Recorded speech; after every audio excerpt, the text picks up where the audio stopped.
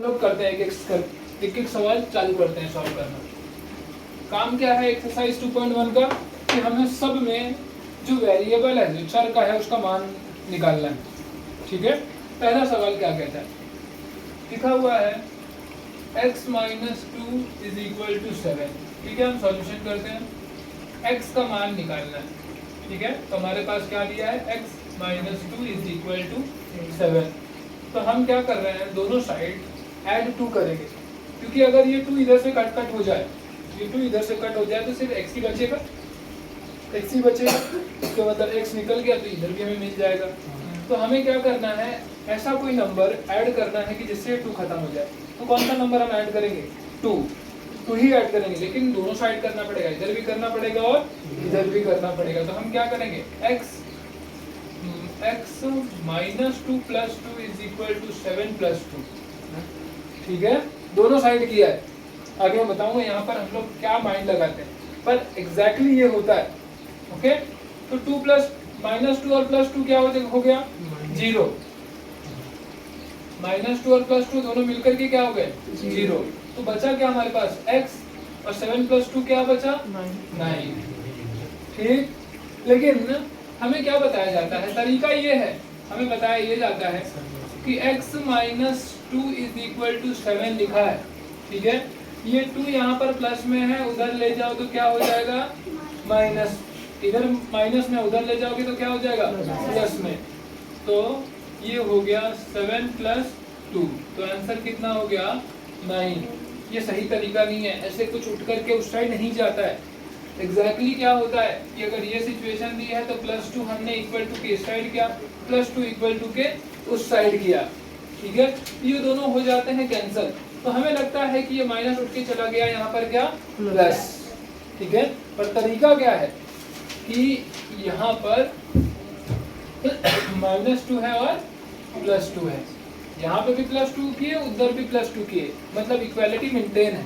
कुछ ऐसा समझ सकते हो कि 5 इज इक्वल टू 5 था, यहाँ पे भी प्लस 2 किया, यहाँ पे भी प्लस 2 किया, तो आंसर क्या हो गया 7 बराबर 7।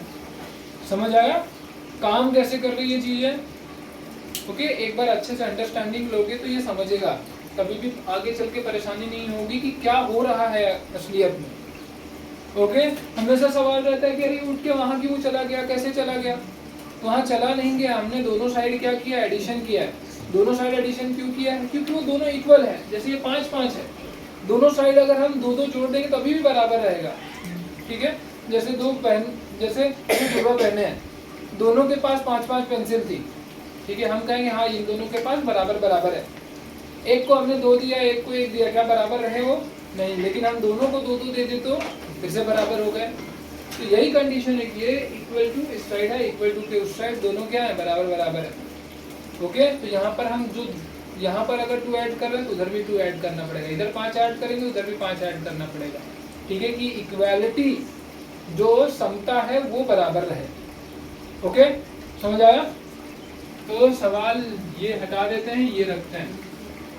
ओके, दूसरा सवाल देखो क्या कहता है। दूसरा सवाल कहता है y plus 3 is equal to 10। ठीक है, सॉल्यूशन करेंगे। अब देखो y plus 3 is equal to 10। अब यहाँ से ये 3 को हमें हटाना पड़ेगा क्योंकि सिर्फ y चाहिए हमें। ठीक है, जैसे इधर हमने सिर्फ x की वैल्यू निकाली है, इसी तरह से y के साथ 3 तो ऐड नहीं हो सकता ना, क्योंकि लाइक टर्म्स हमने 6th स्टैंडर्ड में सीखा था कि जो समान है वही जुड़ेंगे। ठीक है, समान पद ही जुड़ेंगे। तो ये तो y का टर्म है और ये भी नंबर है, ये नंबर है, ये दोनों तो जुड़ जाएंगे, लेकिन y के साथ कभी 3 नहीं जुड़ेगा। तो अब हम क्या करेंगे, y को यहाँ से घटाएंगे। तो अगर 3 जुड़ा हुआ है तो 3 को ही माइनस कर दें, इसी तरह से यहाँ पे भी 3 को माइनस कर दें। ठीक है, तो आंसर क्या मिलेगा हमें, y ये प्लस 3 माइनस 3 मिलकर के क्या बन जाएगा 0। तो आंसर क्या हो गया 10 माइनस 3 इज 7। ओके, इसी तरह से हमें बता क्या दिया जाता है कि y इधर है प्लस 3 में है और इधर 10 लिखा है, इधर प्लस में है उधर जाएगा तो क्या हो जाएगा माइनस। तो ये बन जाएगा y is equal to 10 minus 3 और आंसर क्या हो जाएगा y इज इक्वल टू 7। ये हमें आसान लगता है, क्या लगता है आसान लगता है। तो ये ट्रिक की तरह से कर सकते हैं, लेकिन हमें इस चीज को भूलना नहीं है ये क्यों हुआ? हाँ क्यों हुआ वो। ठीक, समझ आया? अभी फिलहाल दोनों लिखे रहने देते हैं, आगे देखते हैं। तो अब देखो यहाँ पर तो तीसरा सवाल क्या कहता है, 6 is equal to z plus 2। Okay, अब यहाँ पर हमें क्या करना है, ये z है, इसका सॉल्यूशन करते हैं। 6 is equal to z plus 2। तो किसी को लगेगा अब इसको क्या करें, इसको क्या करें? ठीक है, तो हमें क्या करना है, इस z से 2 को हटाना है बस। ठीक है, इस z को क्या करना है, 2 को हटाना है। तो अगर मैं यहाँ पर -2 कर दूं और इधर भी -2 कर दूं तो मेरे पास जवाब क्या आएगा, 4 इज इक्वल टू, ये दोनों मिलाकर के क्या बन गया, z। तो आंसर क्या हो गया, 4 इज इक्वल टू z। ये हो गया क्या? नहीं, हम सीधा भी तो लिख सकते हैं ना। मैं जैसे 5 ये पहला वाला 5 है और फिर इधर 5 ये दूसरा वाला 5 है, दोनों बराबर बराबर है। ओके, मैं अगर इस तरह से लिख दूं 5 ये दूसरा है और 5 ये पहला है, तो क्या कोई प्रॉब्लम है? कोई प्रॉब्लम नहीं है। इसी तरह से z को मैं क्या लिख देता हूँ, z इज इक्वल टू 4, सिर्फ उल्टा करके लिख दिया। ओके, समझ आ गया कैसे करना है? हालांकि इसको तुम डायरेक्ट भी कर सकते हो, गलत नहीं होगा सवाल। 6 is equal to z plus 2, 2 इधर प्लस में है, यहाँ पर आ जाएगा तो क्या बन जाएगा, 6 minus 2 is equal to z। तो z इज इक्वल टू 4। ठीक है, समझ आ गया? क्लियर है? ओके, आगे करें। अब देखो ये सवाल, फोर्थ सवाल कहता है 3/7 plus x is equal to 17/7।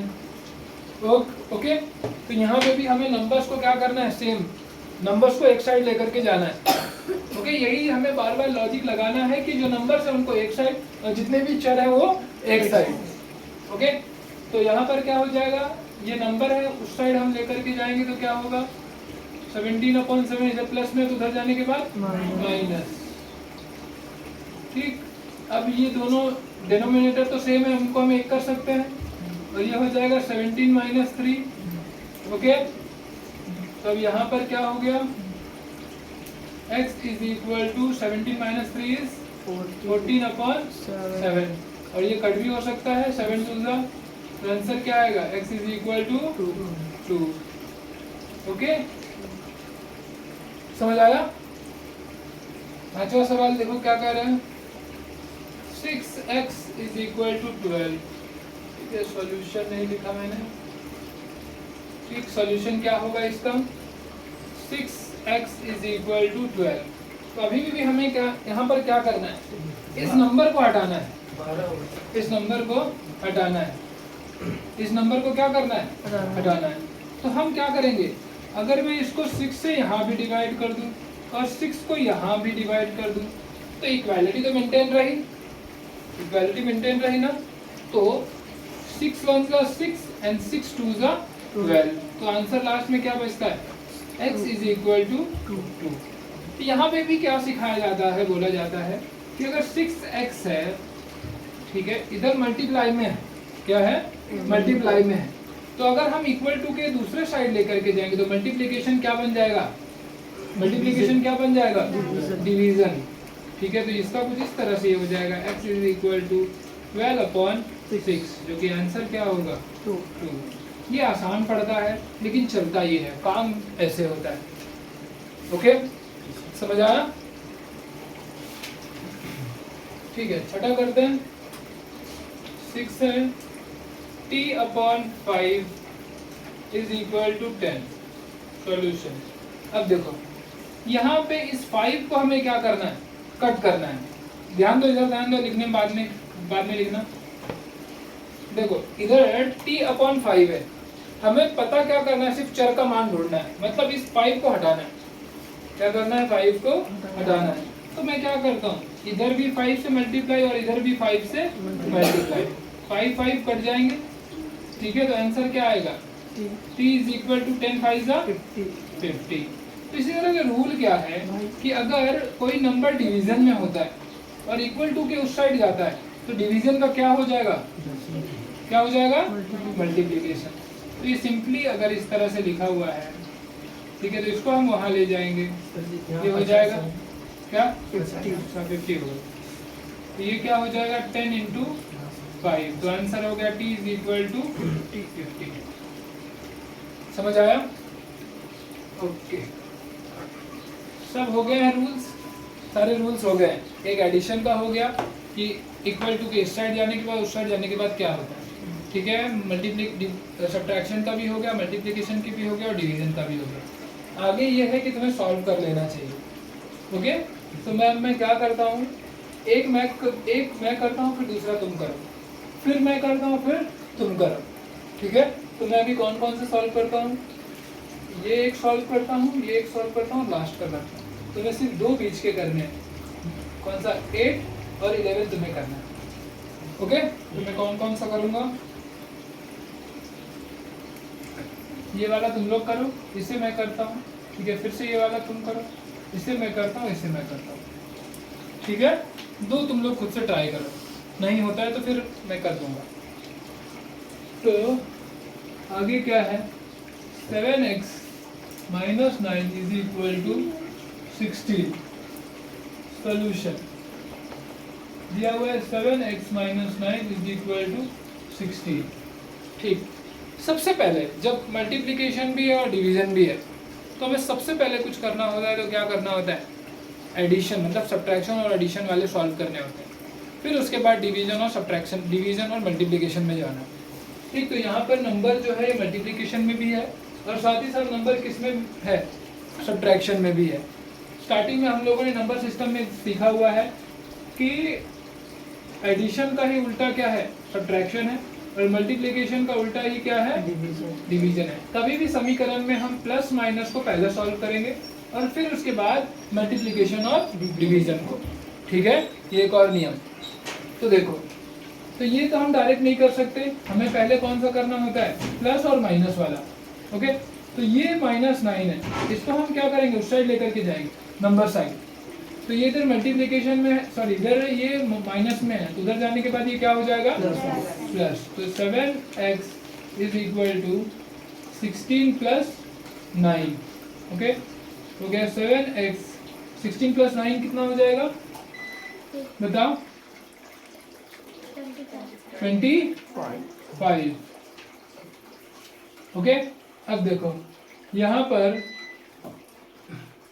पर ये 7 है, ये क्या है, मल्टीप्लिकेशन में है, किसमें है, मल्टीप्लिकेशन में। तो अब इसको भी हम वहां पर लेकर जाएंगे तो ये क्या किसमें बदल जाएगा, डिवीजन में। तो 7x is equal to 25, sorry ये हो जाएगा ये, ठीक है। तो x इज इक्वल टू 25/7, ये कटेगा तो है नहीं, तो हमारा आंसर यही है। ओके, इसके बाद 17 करते हैं, ये सॉरी 11 करते हैं।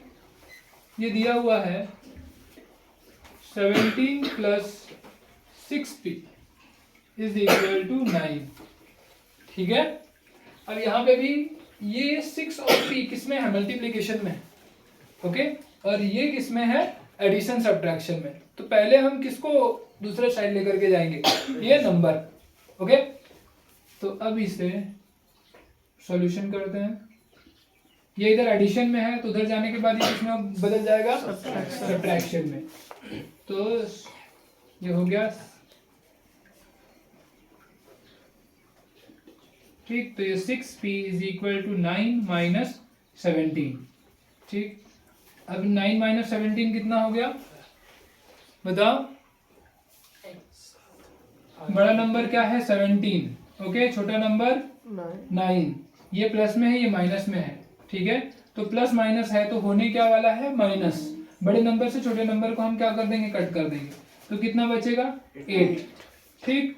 अब इसके पास माइनस है, इसके प्लस है, इन दोनों में से बड़ा कौन सा है, 17, तो साइन कौन सा आएगा, बड़े नंबर का। और अगर सिंपली समझना है, किसी के पास 9 रुपए थे, ठीक है, कि तुम्हारे मान लो दुकान में 9 रुपए जमा थे, ठीक है, और 17 रुपए का तुमने क्या कर लिया, सामान। सामान ले लिया, तो उसके पास कितने उधार रह गए, 8, मतलब 8 रुपए उधार रह गए। ओके, तो ये कितना हो गया, -8। अब इस 6 को भी हम उधर लेकर के जाएंगे, तो p is equal to -8 upon 6। तो p इज इक्वल टू, ये 2 से कट जाएगा, 2 4 जा और 2 3 जा, तो -4 अपॉन 3। ठीक है, ओके। तो लास्ट बचा है, इसे भी हम कहीं कर देते हैं। ये पूरा का पूरा समझ गया है ना, ठीक है, तो इसी को मिटा के इसी में हम लास्ट वाला कंप्लीट कर देते हैं। Okay,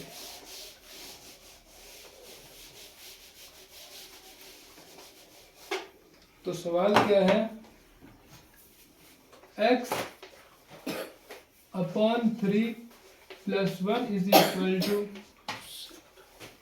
7 upon 15। ठीक, तो अब देखो ये किस में है, प्लस में है, और ये डिवीजन में, तो हम सबसे पहले प्लस माइनस को ही उधर करेंगे। तो ये प्लस में है, तो इधर जाने के बाद ये क्या हो जाएगा, माइनस, तो यहाँ पर बचेगा x upon 3 is equal to 7 upon 15 - 1। Okay, अब देखो यहाँ पर कुछ नहीं है, मतलब क्या है, 1 है। ठीक है, अब दोनों डिनोमिनेटर को हमें क्या करना पड़ेगा, सेम करना पड़ेगा, तो इधर भी ऊपर नीचे से क्या करना पड़ेगा, मल्टीप्लाई 15 से, ये हो जाएगा 7 अपॉन 15 और -15 अपॉन 15। ठीक, अब 15 तो नीचे बराबर है, ऊपर 7 माइनस 15। ओके, आंसर क्या होगा, 15 नीचे और 7 माइनस 15 इज कितना बचेगा, 8 माइनस 8। अब यहाँ पर 6 अपॉन 3 है। ओके, अब ये किधर है, डिवीजन में है, इक्वल टू के इस साइड, तो इक्वल टू के उस साइड किस में बदल जाएगा, मल्टीप्लीकेशन में। -8 अपॉन 15 इंटू 3 और इधर x, ये कट के हो जाएगा 3 5 जा 15, तो आंसर क्या बचेगा, -8 अपॉन 5। समझ गया, समझ गया। तो एक्सरसाइज 2.1 कंप्लीट। ओके।